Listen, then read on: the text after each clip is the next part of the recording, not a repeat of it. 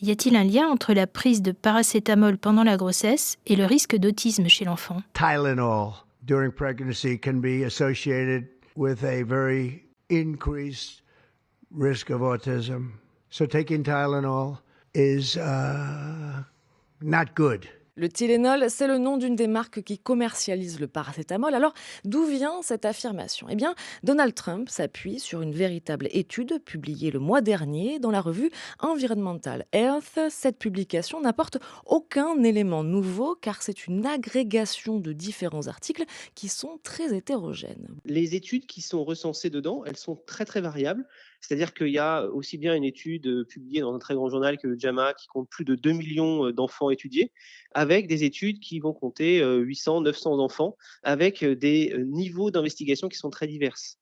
Par exemple, sur l'étude qui porte sur 900 enfants, c'est des mesures du paracétamol dans le cordon ombilical à la naissance, c'est-à-dire que c'est censé être le reflet de ce que la mère a consommé comme traitement dans les jours qui précédaient la naissance. C'est pas du tout la même chose que, par exemple, les autres études qui, elles, vont comparer des grandes bases de données pour voir s'il y a un effet statistique entre la prise de paracétamol pendant la grossesse et le développement de l'enfant plus tard. Certaines études analysées ici pointent une corrélation positive, donc un lien entre prise de paracétamol durant la grossesse et autisme chez l'enfant. D'autres ne révèlent rien. Il y en a même qui montrent l'inverse. En réalité, pour y voir plus clair, il faut se plonger dans le détail statistique des études, parce que corrélation n'est pas causalité et qu'un certain nombre de biais se cachent là-dedans. On parle de facteurs confondants, c'est-à-dire qu'une variable dissimulée pourrait expliquer le phénomène observé. C'est ce qu'a investigué la plus grosse étude publiée à ce jour, celle de JAMA en 2024, que cite ce chercheur.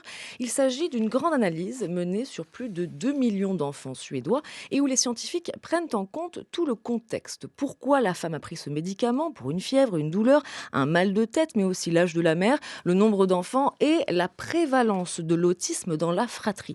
Et c'est cette part génétique qui est essentielle parce que les troubles du spectre autistique ont une part génétique extrêmement importante. Et résultat, quand on prend tout cela en compte, eh bien, la corrélation positive disparaît. Il est donc faux de dire qu'un lien existe. Le lien existe seulement quand les biais ne sont pas pris en compte.